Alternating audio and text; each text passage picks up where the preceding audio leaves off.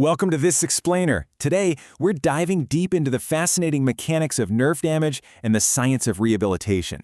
We are focusing specifically on neuropathy recovery. We're going to take you all the way from the microscopic breakdown of a single cell straight through to the cutting-edge breakthroughs in therapeutic healing. It's going to be a great one. Now, you might be wondering about this frustrating reality. Think about it. You cut your skin, it heals, right? You break a bone, it mends. But if our nervous systems are biologically built to adapt and heal, why on earth does nerve pain or neuropathy stubbornly stick around? Well, it's a fantastic question. Today we're going to unpack the biological rules that drive this breakdown and, more importantly, the absolute rules that drive recovery. So, here is our roadmap for the explainer. First, we'll look at the healthy nervous system. Second, degeneration and windup. Third, understanding neuropathy symptoms. Fourth, the path to recovery. And finally, rehabilitation and therapy strategies. Let's get right into it. Section 1. The healthy nervous system. To really understand how to fix the breakdown, we first have to establish a baseline of how our nerves are actually supposed to function. Think about the anatomy of a single electrically excitable neuron. It's constantly processing and transmitting information. It receives data through these little branch-like structures called dendrites, and then it fires that information down a long, myelin-sheathed axon. And get this, a single neuron can have over 10,000 synapses. It's literally a massive, high-speed communication network inside you. All of that rapid-fire communication culminates in what functional neurologists call the central integrated state, or CIS. Imagine every single neuron in your body as a tiny, highly advanced calculator. It's constantly calculating its CIS, balancing all the positive and negative inputs to make one critical decision. What is the exact probability that I need to fire an action potential right this very second? To picture how that electrical spark happens, imagine a healthy neuron resting quietly at -75 millivolts. It just hangs out there until a stimulus pushes it over a specific threshold. When that happens, sodium channels fly open and bam! It fires at a +40 millivolts. That massive spike is the signal actually traveling down your nerve. So, the takeaway here is that our nerves operate on a super delicate electrical balance. On one side, we have depolarization, which makes the cell more positive and excites the nerve to fire. It's like hitting the gas pedal. On the flip side, we have hyperpolarization, which does the exact opposite. It calms the nerve down and hits the brakes, inhibiting that action potential. True neurological health is having total, precise control over this on and off switch. But here's the catch. To maintain this delicate electrical balance, every single neuron requires two absolute non-negotiable foundations. Number one is fuel, meaning glucose and oxygen from your bloodstream. Number two is activation, which comes from physical and environmental stimulation. If you lose either the fuel or the activation, the whole system starts to crash. Section 2. Degeneration and windup. Let's see exactly how that lack of fuel and activation turns into the root causes of neuropathy. The source material describes a really dangerous state called transneural degeneration, or TND.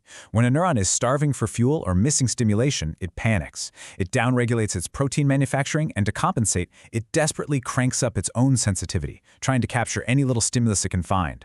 The neuron alters its membrane potential, so it's sitting dangerously close to that firing threshold we talked about.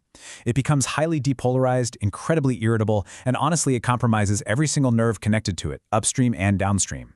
Because these neurons are now weakened and super irritable, they are incredibly easy to overwhelm. When you overstimulate a weakened nervous system, it basically exceeds its metabolic capacity. It's exactly like a computer that's been left on for way too long with a dozen heavy programs running at once.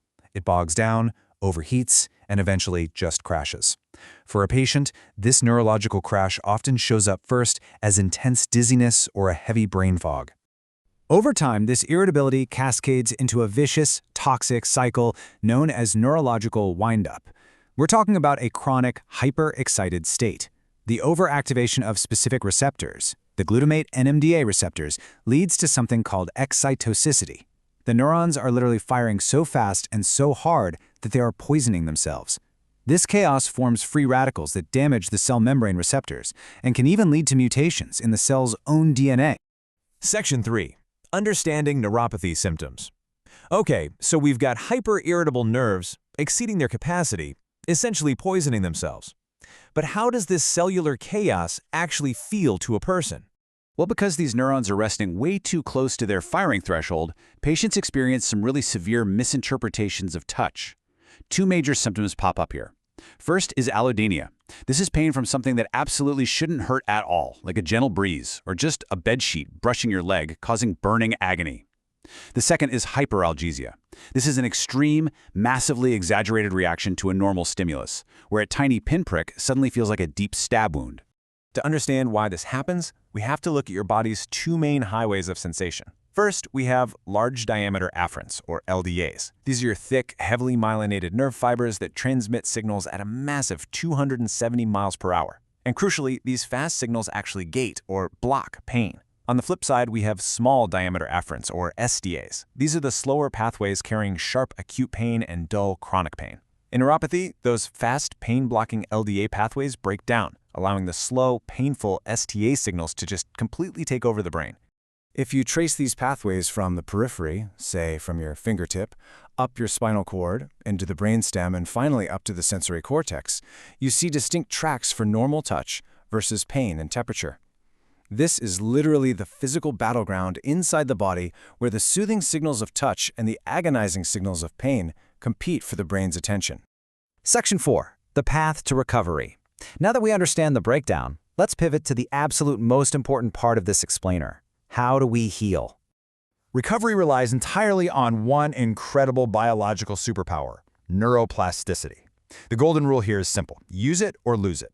Synapses that receive adequate targeted stimulation will strengthen and become super efficient. Those that don't, they weaken and get eliminated. So you can't just passively wait around for nerves to heal. You have to deliberately and specifically activate those damaged pathways to force the brain to rewire itself. But there is a very specific order to this rewiring process. Functional neurology demands a ground-up approach. Basically, the old part of the nervous system has to work first before the new part can work. You have to rehabilitate the foundational, embryologically oldest parts of the brain, like the vestibular system, which controls basic balance and eye movement, before you can ever expect complex, newer motor functions to return. You've got to build the foundation before you can build the house. Section 5. Rehabilitation and therapy strategies. Let's look at the actual actionable therapies that use these rules of neuroplasticity to directly combat neuropathy. One incredibly powerful tool is neurofeedback. It's a type of biofeedback that maps your brainwaves and uses operant conditioning, which is basically a high-tech carrot and stick approach to train your brain. By rewarding the good wave patterns and discouraging the chaotic ones, it actively promotes positive neuroplasticity and helps regulate your slow delta and theta waves as well as your fast alpha and beta waves. This literally upgrades the brain's timing, increases neural connections, and drastically improves blood flow in the brain.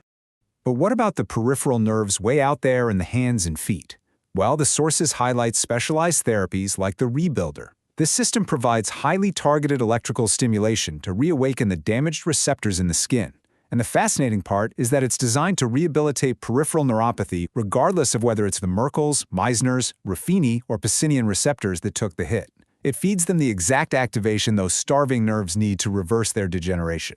And of course, practitioners can't just guess that this is working. They need to test it. They ensure these therapies are actually rewiring the system by physically testing the skin receptors. Imagine taking a finger and dragging it across the palm of a patient's hand to draw a number, like a 7, and asking them to identify it. If they can tell you what number you just drew, it proves those fast, pain-blocking, large-diameter afferent pathways are successfully waking up and delivering accurate signals again. Remember, neuroplasticity is happening 24/7.